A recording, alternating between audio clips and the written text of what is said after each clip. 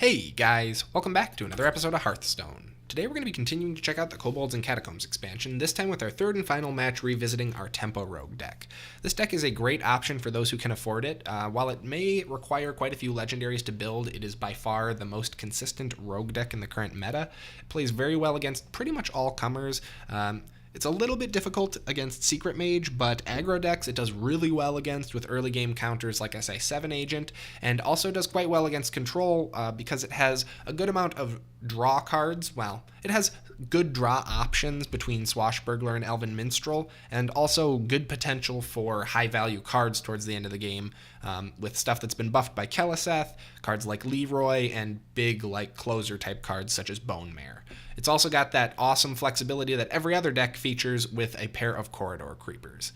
Let's go ahead and jump in and see if we can get our third win. Valera versus Maiev. None can escape my fury. All right, looks like we're taking on a fellow rogue. Dollars to donuts. This is just going to be another Tempo Rogue, but it's possible that we could be getting one of those Kingsbane Rogues, which are pretty great too. This is a pretty terrible hand. We'll probably get an early Corridor Creeper from it, but missing out on the Patches combo when he got it, no good. That's not what I like. Hey, at least we got two Corridor Creepers. That actually, that's interesting. Well, I'm just gonna start removing minions then. Because, yeah. This is going to be a unique match, I think. He's just going for aggression here early. This is almost definitely tempo, it looks like, which is fine. I'm going to weapon up as well and get rid of Patches. He got some early game advantage on us there, but he's actually used more cards than we have.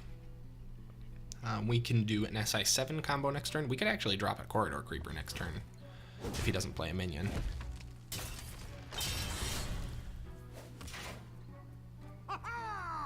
Deckhand, okay. Well, I can ping that too. He's going for a hard rush strategy, which I don't know how effective that's going to be for him. Do I want to attack into that and take more damage? I could also use my SI7 here. Why don't we just use our SI7? We'll go ahead and coin, remove this, and then we'll drop a Swashbuckler.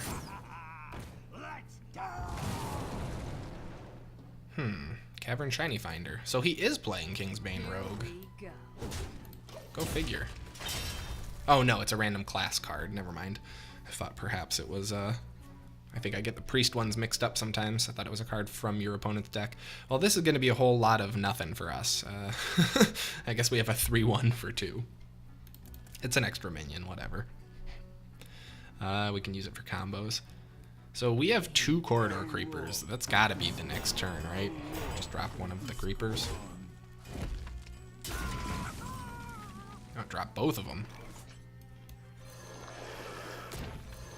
Hey, lights out.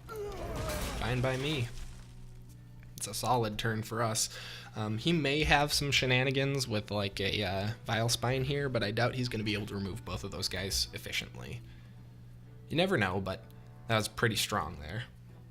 Usually I would not be excited by 2 Corridor Creepers in the opening hand, but in a mirror match that has so much early aggression, that's actually pretty ideal.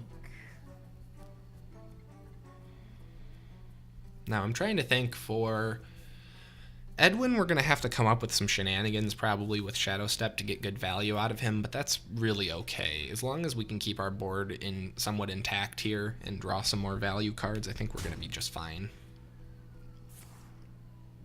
He is going to... I was considering doing that last match, but I ended up deciding that it's not worth it if the Chain Gang hasn't taken damage. That's kind of interesting.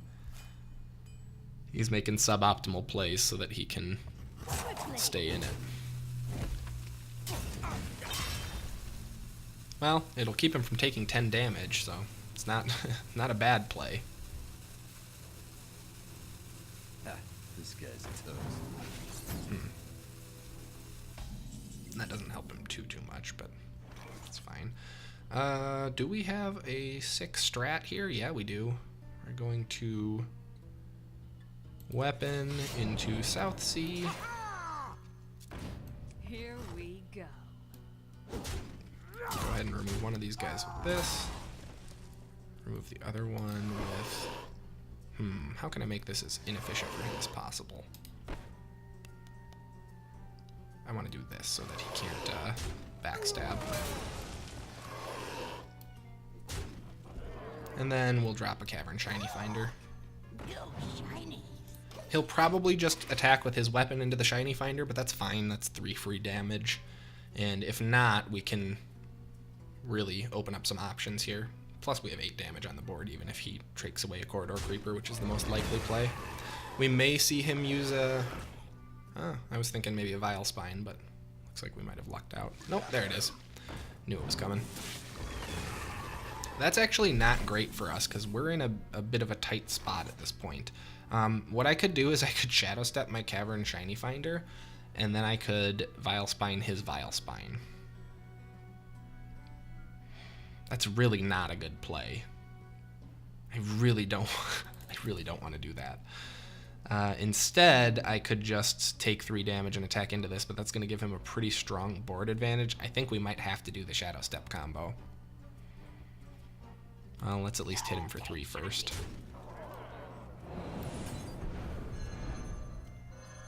Can I at least replay it? Yeah, I can. That's something.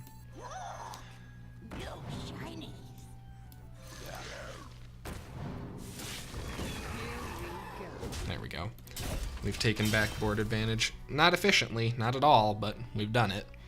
We'll see if that comes back to bite me, but I really didn't have a ton of options, and we do have a Bonemare coming down next turn that could be really high value. There's a decent chance that we'll be able to keep our... Oh my god. He did exactly what I wanted to do. And now we don't have super efficient trades for getting rid of that thing. It's a 7-8.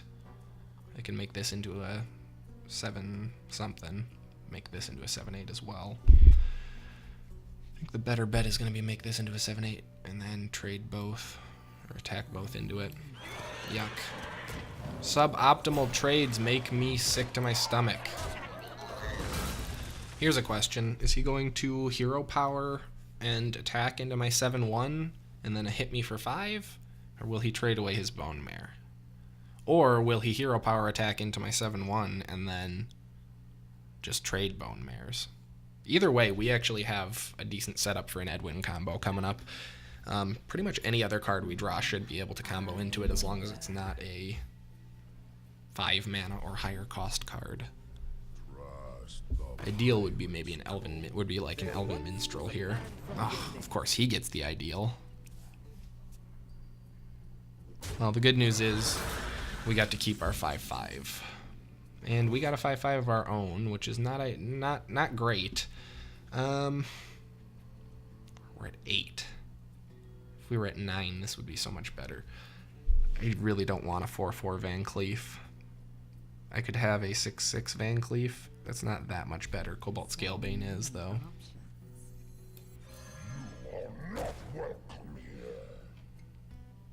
I'd really like to play a Firefly to spread out my value, but alas, I can't afford it. Instead, we're going to do one of these and hope to goodness that he does not have Leeroy Jenkins in his hand. Big money, no Leeroy.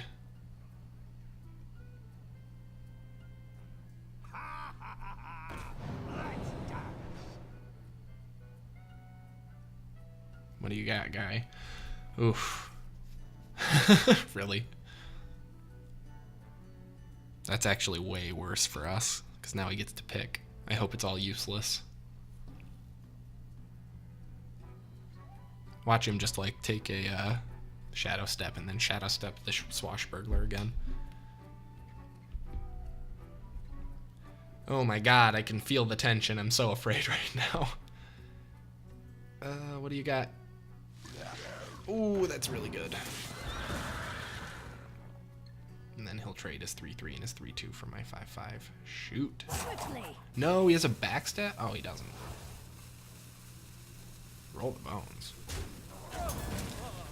Oh, but I was gonna do cool stuff. We got a Vile Spine. It's really not amazing, but 5, 6, 7, 8, 9. Okay, that's gonna be our play. 5, 6,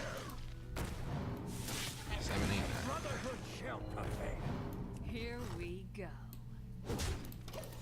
Gonna remove the 1/1 so we can't try any shenanigans with it. If he doesn't draw Leeroy, I think we've got him now. He's used both of his Vile Spines, so we don't have to worry about any more direct removal. And he seems to be playing tempo, so I don't think there's a whole... He could do a Bonemare combo, that would stop me. Argent Commander? Huh.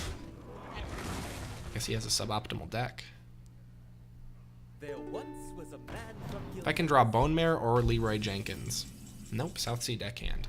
Actually, that might do it. 6, 7, 8, 9, 10. Yes, it does. So many ways to do so many things. Here we go. There it is! Tempo Rogue is amazing!